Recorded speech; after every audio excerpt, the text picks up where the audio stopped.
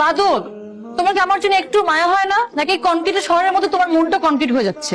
তুমি কি স্পাইডারের গল্পটা শুনোনি? স্পাইডার কতবার চেষ্টার পরে সফলতা পেয়েছিল। এখানে জাল দিয়ে উপরে ওঠার কথা হচ্ছে না, আর আমি এখন স্পাইডারম্যানও না। এবার তুমি স্পাইডারম্যান, সুপারম্যান, যা খুশি হয়ে আমাকে উদ্ধার করো প্লিজ। আমি আর পারতেছি না, তুমি পারবে। আমি আর পারতেছি না। আমি কি এখন কান্না করে দিব? তাহলে তো সর্বনাশ। প্রেম করে বিয়ে করেছি কি বউকে কাঁদানোর জন্য? তোমার জন্য তো আমি পুরো দুনিয়া জয় করে ফেলতে পারবো, আর এটা কোনো কাজ? কি ব্যাপার বাদল, তুমি তো পারতেছো না? তোমার তো গায়ে কোনো শক্তি নাই, হাত কাঁপতেছে কেন? এটার পরিণতি এখন শুধু একটাই, কাটা ছাড়ার কোনো উপায় নেই, বুঝছো?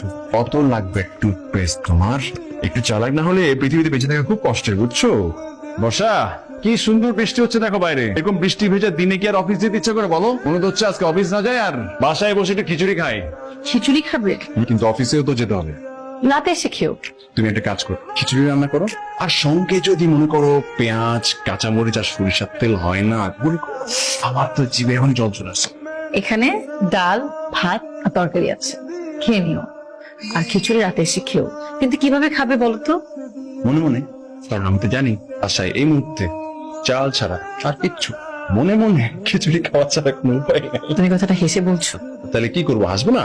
যদি এই অভাবের সংসারে হাসিটাও হাসা না যায়, তাহলে কিভাবে? কবি সাহেব, আপনি ইহা জানিয়ে অবাক হইবেন যে আমাদের 2 মাসের বাড়ি ভাড়া বাকি।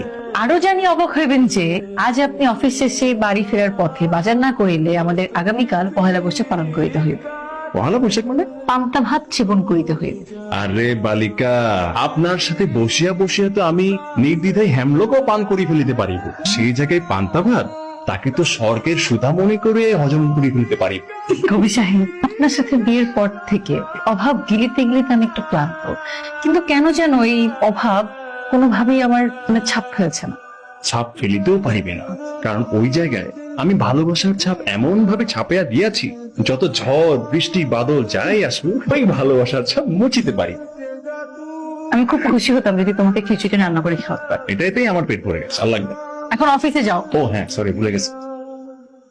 অনেক চিন্তা ভাবনা করে দেখলাম, ছাগল দিয়ে হয়তো হাল চাষ করা যাইতেও পারে, কিন্তু যে রোমান্টিক অলস কাউকে দিয়ে অফিস চালানো সম্ভব না। কার কথা বলতেছেন স্যার? বাদল সাহেবের কথা বলছে। বেটা, তুই 2 মাস যাবত বেতনই পাস না, তোরে দেখলে মনে হয় সুখের কারখানা। তোর এত সুখী লাগবে কেন? আমি তো প্রতিদিন তোমার ভাবির সাথে ওই থালা বাটি নিয়ে ঝগড়াঝাটি করে আর ছোড়াছুটি করে তারপরে আসি। ওহো, তাই নাকি স্যার? এত খুশি হওয়ার কিছু নেই, আমার না ভালো লাগে না। আমার কথাটা হচ্ছে যে তুমি বেটা 2টা মাস যাবত বেতনটা পাও নাই, তার মধ্যে আবার তোমার যে সুখ।